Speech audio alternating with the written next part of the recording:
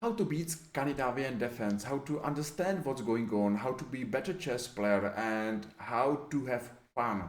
E4, D5, that's a topic of our video, and I believe that you are going to enjoy, you are going to learn, you are going to improve, and you are going to have a fun. So let's take on D5 because that's the best way how to react. And white should play knight f6, and that was the part number 1. I hope that you remember this part. I hope that you watch this part. If not, never mind, you can find it. And now we are going to follow queen d5. That's the most common move here, and don't worry, I am going to show you everything step by step, move by move, and you are able to beat your opponent after knight c3. Of course, you are going to attack queen. Two variations are here. The main is queen a5, and less common is queen d6. Queen d6 I'm going to show you next time, and now I'm going to teach you how to play after queen a5. Let's play move d4, and this move is important because the center is the most important part on the board, and you have pawn inside of the center. That's cool, you're playing for advantage, and believe me that this is a good setup. The rest is exactly the same. You're playing knight f3 and bishop c4. Again, knight c3, knight f3, and bishop c4. That's a good piece placement. And now we are waiting for black's answer. Black should play bishop f5 or bishop g4. Okay, let's speak about bishop g4 first. h3. Just we are going to ask what he is going to do with this bishop. Okay, he takes on f3. Thank you for 2 bishops advantage. That's fine. I mean that he's going to h5. If he's going to f5, we are in the same variation like he's going first to f5, so no different. So let's speak about bishop h5, bishop d2, and now knight d5. That's the main idea of this video, and that's the main idea how to beat your opponent is Scandidavian defense. We are going to play this idea in our main variation. We are going to play this idea nearly every time, so that's good to remember how strong is this move. Black is going to d8, and we are going to take on f6. Okay, let's speak firstly about this capture. It's a double edge, and I don't believe that that's the best. It's a simple. Let's play g4, and don't worry, you are going to make you are going to play castle to long side, not to short side, so g4 is fine.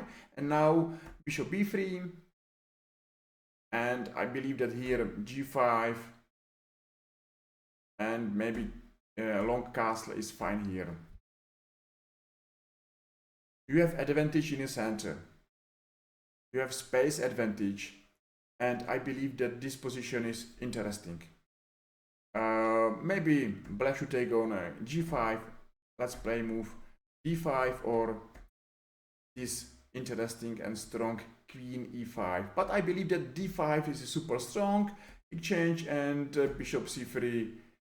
It's a really interesting position where black has to defend and has to be careful. But you know, you can play here even this move and you are absolutely fine. So we saw first variation where after knight d5, black took by pawn, now he's taking by queen. g4 anyway, that's a simple. And now again we're going to play queen e2 with aim to play long castle, right? I think that now we have threat, bishop g5, and black's queen is lost. I mean that h6 it's a bad because we are going to play long castle with good position, and I don't believe that the black's queen is doing a good job on f6. I mean that bad job on f6 is doing this queen. So bishop c2, at least it's good to know what's going on. We're going to attack this bishop. If bishop is going to g6, we've won a queen. That's a nice victory, so black has to be careful. For this reason, I believe that is going to this queen to g6, bishop f4, and still I believe in white's position. Say bishop b4, maybe bishop b1, we should take, and here we are winning after move bishop d3. Still, black's queen is in big danger. That's the point. Black's queen is in danger and you are going to attack this queen. You don't mind to sacrifice 1 or 2 pawns because at the end you are the winner. Here bishop f5, for example, knight g5, and white is winning. So we saw first variation where black played bishop g4, but the main variation is bishop f5. Don't be surprised that we're playing the same setup, bishop d2 and knight d5. We're going to take on f6, and what's going on if black takes by a pawn gf6? We're playing c3, and should go for knight h4, knight g6, and our plan to play h4, g4, and h5. Say long castle for both sides, g4, h5, and we have strong pass pawn. It's good to remember that the most typical winning plan is to play for pass pawn, and I believe that this position is cool. It's a danger to black, and you have a simple plan to play. Just push your pass pawn, go and go and go and never stop, and you are the winner. So that's a good position, and I believe that it's nearly forced. So the main variation here is knight f6 and queen f6, right? You're going to e2, and you are not worried about bishop c2 because this is too risky after d5. Maybe short castle, bishop b5, bishop e3, and I believe that here black is nearly lost. Black's queen is in a big danger, black's bishop as well, and you are first in the attack.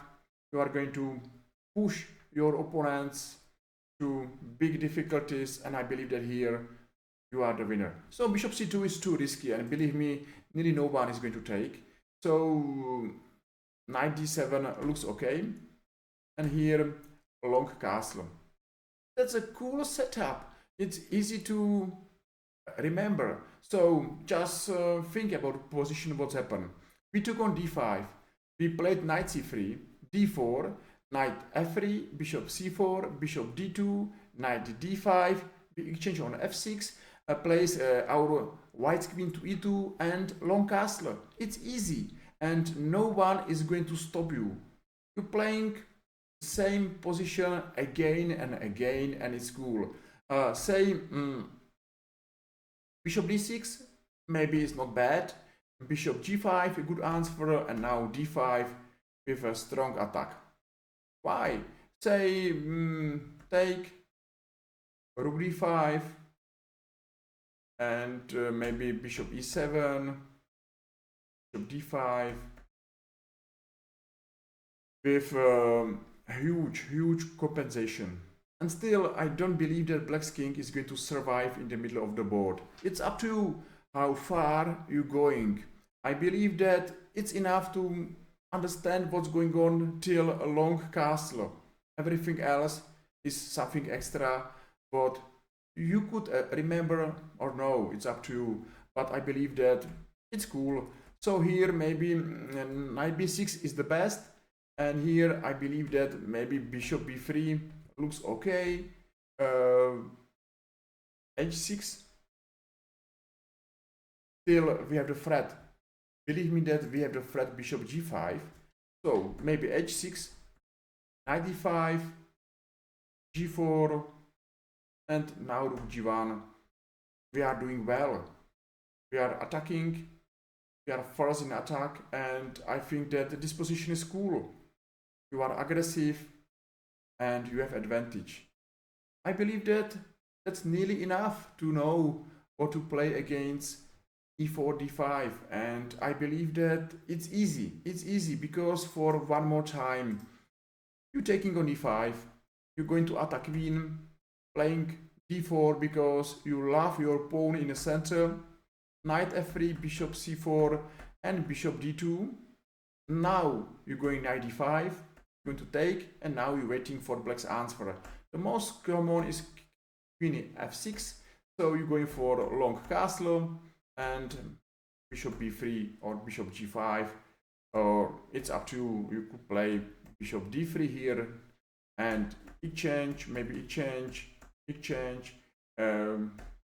maybe you're taking on, I don't know what to play here. Bishop loose pawn is not lost pawn, and still I believe in good game for white.